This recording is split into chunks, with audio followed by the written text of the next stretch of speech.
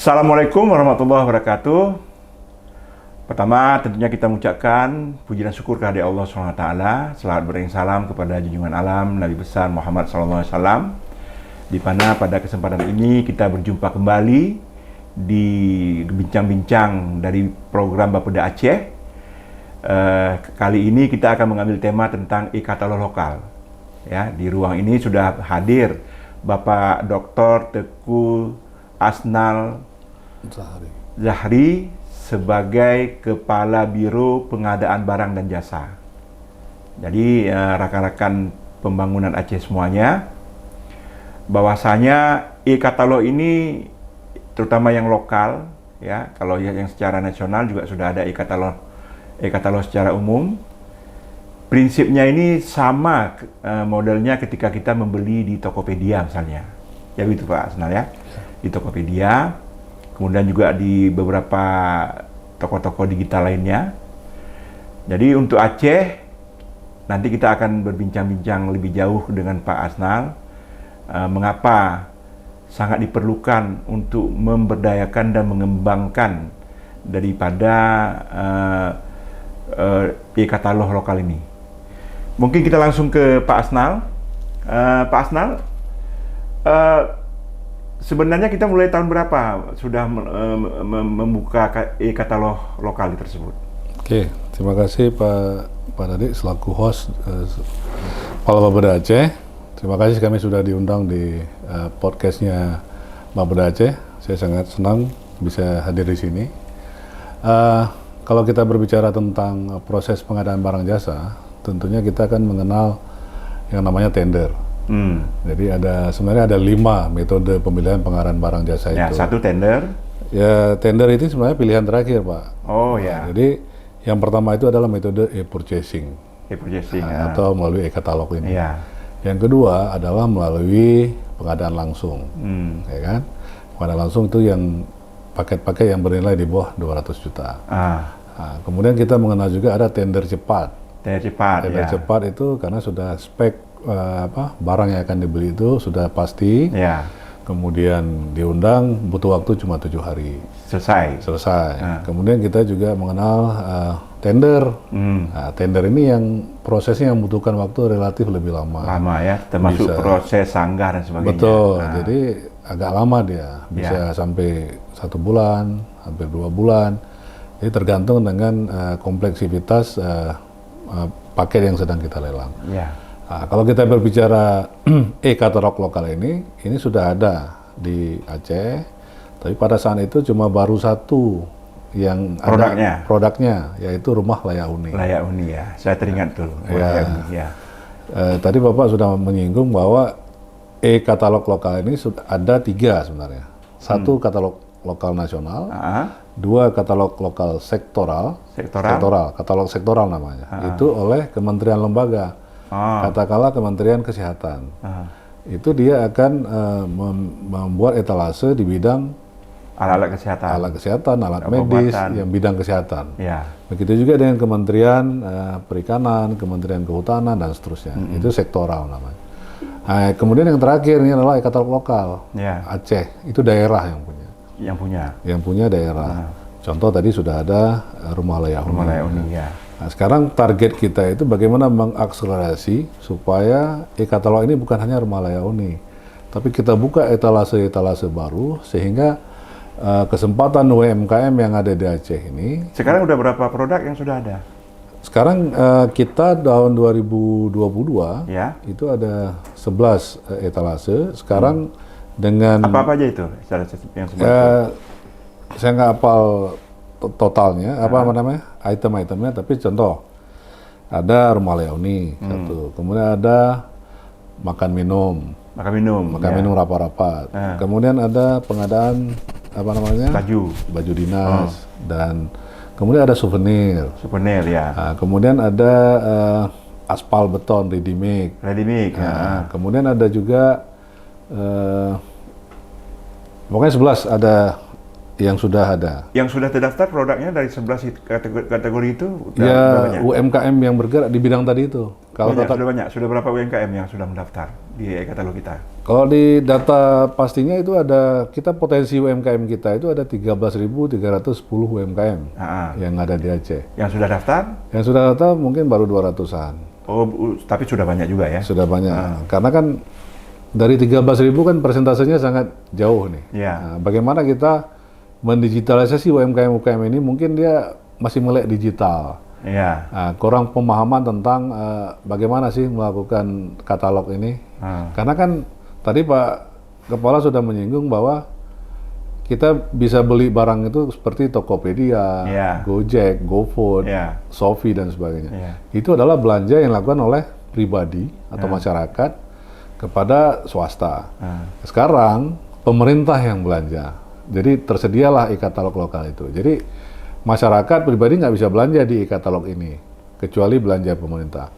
Sebagaimana kita ketahui, belanja pemerintah ini paling tinggi di Aceh, government spending ini paling tinggi. Ya, kalau di Aceh ya pasti. Ya, jadi ada potensi belanja barang jasa di 2023 ini ada 5 triliun untuk pengadaan barang jasa. Itu yang milik pemerintah Aceh aja. Milik pemerintah Aceh. Belum lagi kabupaten kota, kementerian lembaga, pemerintah kabupaten kota dan provinsi lainnya. Karena ini bisa diakses oleh seluruh Indonesia.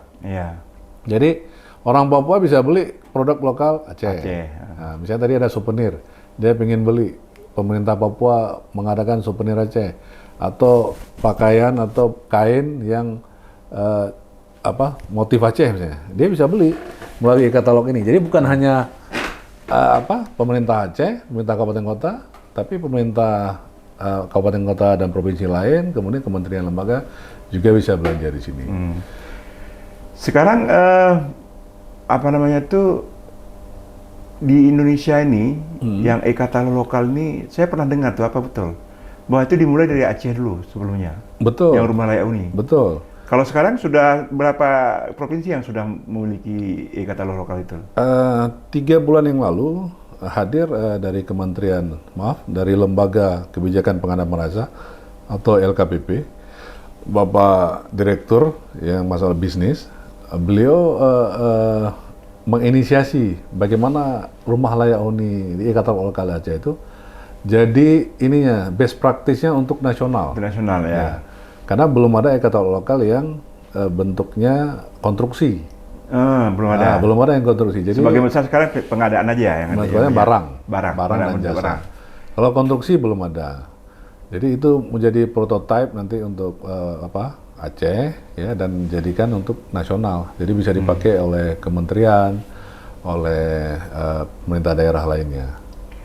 Kalau seandainya begini, kalau misalnya pembangunan konstruksi fisik jalan misalnya, misalnya jalan dalam kategori provinsi punya untuk terutama pengaspalannya mungkin peningkatan jumlah jalan. Itu kalau kira-kira misalnya kita pasarkan di e-katalog, apakah mereka juga diberikan yang namanya uang muka? Enggak. Jadi mekanisme proses klik ya. Kalau istilahnya klik ya. Jadi kita sudah ada etalase untuk aspal. Sudah ada etalase aspal. Jadi SKPA yang bergerak atau punya tugas fungsi melakukan pengaspalan jalan misalnya, dia bisa belanja di e-katalog itu. Namanya kalau aspal yang ada di tempat kita tuh yang belanja berarti rekanan? Bukan. Jadi yang belanja pemerintah. Jadi mimpi kita sebenarnya paket-paket pekerjaan yang kita lakukan. Pemerintah kan paling yang swakelola saja yang bisa dibeli oleh pemerintah di e-katalog itu.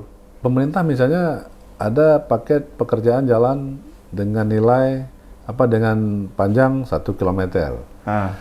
Kalau UMKM atau penyedia jasa rekanan yang bergerak di bidang jalan menayangkan produknya, dia menjual per meter sekian harganya dengan base A, base B dan seterusnya, aspal itu, dia langsung klik di situ. Tinggal tentukan lokasinya di mana, dia langsung belanja. Jadi kita nggak perlu tender lagi. Nah, jadi contoh lebih singkat waktunya, lebih transparan ya. Jadi kemampuan penyedia ini bagaimana dia menciptakan produknya itu paling penting. Tadi kan harganya bersaing.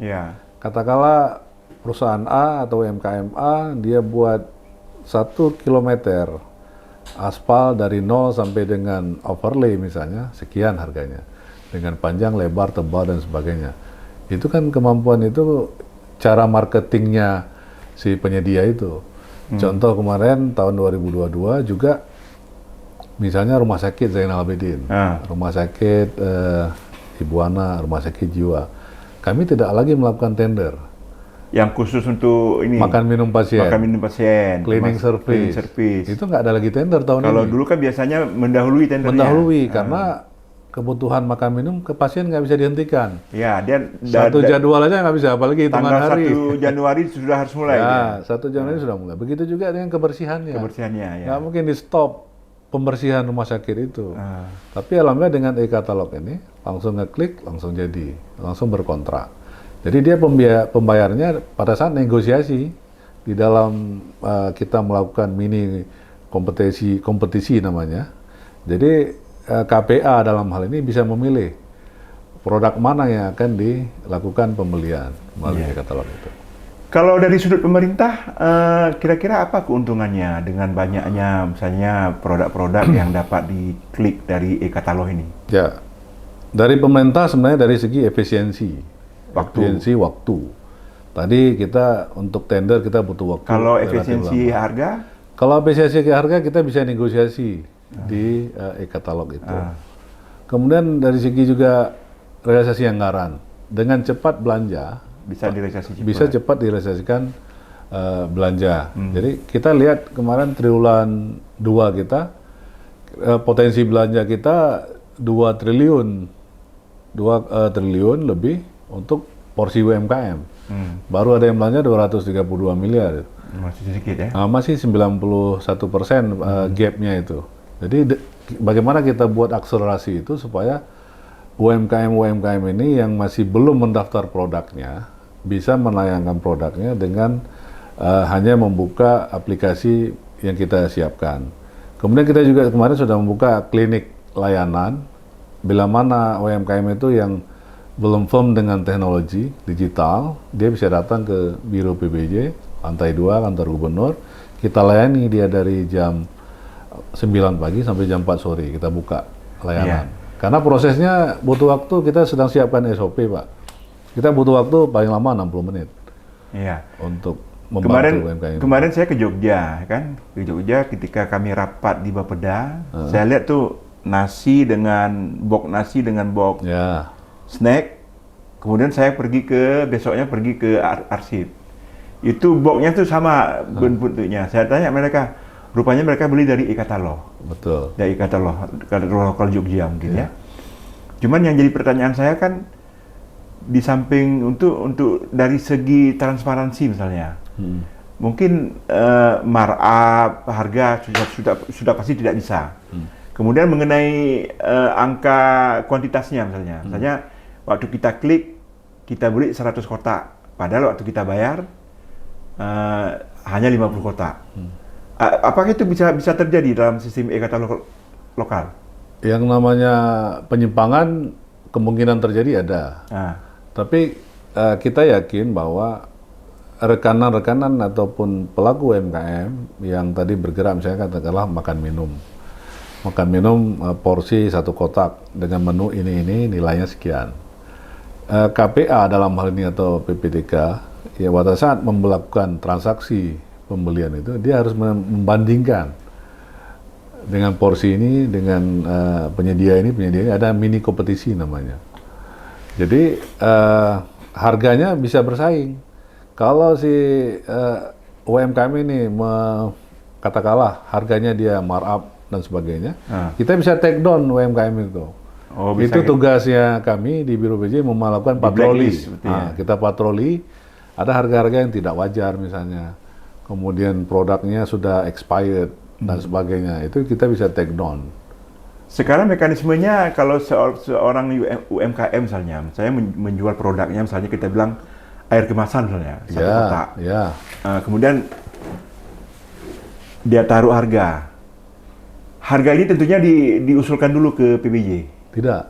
Langsung di situ. Langsung mereka yang menentukan harganya. Dalam dia menentukan harganya, dia sudah memperhitungkan keuntungan dia, dia memperhitungkan pajaknya. Kalau terjadi monopoli misalnya hanya satu produk, hanya dia yang punya. Sementara kalau kita bandingkan dengan daerah luar, mungkin harganya tidak seperti itu. Itu bagaimana teknis untuk menyelesaikannya itu?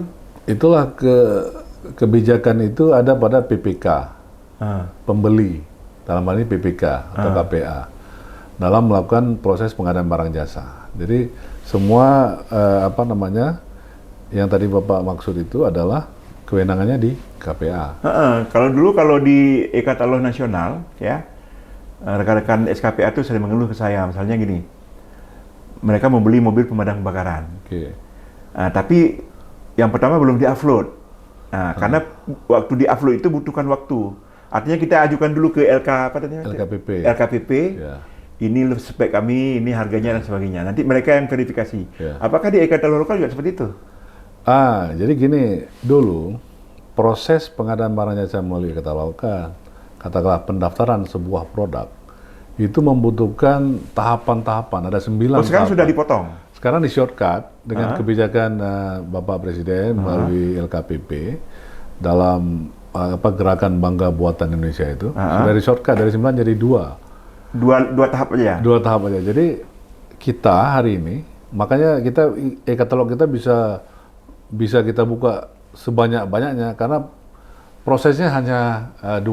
Dulu ada tahapan seperti contoh tadi rumah layak huni. Proses untuk membuka e-katalog itu, etalase itu butuh waktu, presentasi ke kementerian dan sebagainya, sehingga baru disetujui. Sekarang nggak lagi? Kalau sekarang nggak, langsung kewenangan kami menelaah produk itu, usulan dari katakanlah SKPA terkait. Contoh kemarin baru-baru ini Dinas Pemuda Olahraga mengajukan untuk pembelian pengadaan alat-alat olahraga. Jadi dia mengajukan ke kita telah ininya, kita siapkan bahan, kita pelajari, kalau kurang kita minta semua, udah fix semua, baru kita bisa tayangkan etalase itu. Kita buka. Yang ngajukan, kita buka etalasenya. Tapi barang yang dijual tetap UMKM yang ngajukan. Jadi kita buka etalase peralatan olahraga. UMKM yang bergerak di bidang jual beli peralatan olahraga, dia langsung bisa daftar. Kalau dari sudut UMKM itu apa keuntungannya? Terutama dari sudut pertumbuhan ekonomi lah. Betul. UMKM hari ini potensi belanja tadi sudah kita sebutkan nih. Ada 2T, potensi belanja pemerintah yang dari pemerintah Aceh. Ya. Yang bisa ada peluang untuk UMKM bisa belanja. Yang belanja adalah kementerian lembaga, SKPA atau kabupaten kota atau pemda lainnya.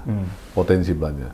Jadi produk-produk yang tayang di e-katalog itu oleh UMKM itu yang akan dibelanjakan melalui dana pemerintah. Karena ini yang boleh belanja di sini adalah hanya pemerintah. Di luar itu nggak bisa belanja. Jadi potensi belanja pemerintah, government spending tadi itu yang bagaimana UMKM ini berlomba supaya bisa produknya dibeli oleh pemerintah. Ada satu pertanyaan lagi kan, mungkin kami sebagai orang yang awam menyangkut tentang e-katalog itu. Misalnya Bapeda melaksanakan rapat. Kami bisa nggak beli melalui Tokopedia aja? Nggak bisa. Nggak bisa ya? Nggak bisa. Kalau ada istilah lain lagi, e-purchasing tadi itu. E-purchasing itu ada melalui e-katalog. Ada namanya toko daring. Ada namanya marketplace. Kalau nilai-nilai seperti tadi, yang bisa dibeli di 200 juta ke bawah itu di toko daring dan marketplace. Tapi kalau untuk beli di Tokopedia dan sebagainya itu, selama masih tersedia di e-katalog, tidak boleh. Tidak bisa kita membeli di luar itu. Karena itu uang pemerintah kan. Salah satu tujuan e-katalog lokal ini dibuat kan dalam rangka supaya ada efisiensi terhadap belanja pemerintah. Betul. Kemudian ada lagi mungkin juga menjaga kualitas. Berikutnya juga mungkin mendorong UMKM kita bisa. Mendorong UMKM. Kemudian lebih transparan dalam hal ini. Jadi untuk mencegah juga upaya-upaya yang tidak terpuji dalam pengadaan tersebut. Proses pengadaan barang. Mungkin apa harapan Pak Dr. Asnal nih untuk mungkin terutama kepada para UMKM semuanya? Kalau seandainya seorang UMKM mungkin mau memasarkan produknya ke e-katalog kita, mungkin mereka agak minim informasi. Bagaimana caranya supaya mereka bisa memperoleh informasi tersebut? Kita sudah menyiapkan marketing public campaigns ya kepada UMKM yang ada di Aceh. Kita sudah nanti akan umumkan juga di media Serambi, misalnya media-media lokal, melalui online, melalui website, media sosial. Nanti kita akan masif menginformasikan kepada UMKM itu untuk mereka bisa berkontribusi, ya, daftar produknya sesuai dengan etalase yang sudah ada untuk bisa menayangkan produknya. Silakan UMKM itu bersaing antara UMKM ini juga. Katakanlah UMKM yang sama, bergerak di bidang yang sama, jenis usaha sama, bisa saja bersaing dia dari segi tampilan produknya, cara dia menyajikan foto pada saat ditayang di produknya. Apa di Biro PBJ ada juga buat kegiatan untuk supaya mereka bisa membuat tampilan yang bagus dan sebagainya? Itu memang kita kolaborasi lah dengan UMKM, Dinas Koperasi, dan itu sudah kita lakukan, Pak Kepala Bapeda. Hari Jumat yang lalu, saya diundang oleh Dinas Koperasi UMKM, ada 60 UMKM. Di Kriat ya? Bukan, di Ayani? Di Rasa Mala. Oh, Rasa Mala, ya. Okay, ya. Jadi UMKM itu, satupun UMKM yang hadir di situ tidak tahu e-katalog lokal. Jadi kita memanfaatkan Dinas Koperasi UMKM dalam forum-forum yang dia yang mereka lakukan, katakanlah sosialisasi. Kita masuk ke situ. Kita ada dikasih waktu sekitar 15 jam untuk bagaimana men-share terkait UMKM ini bisa tayang produknya di e-katalog.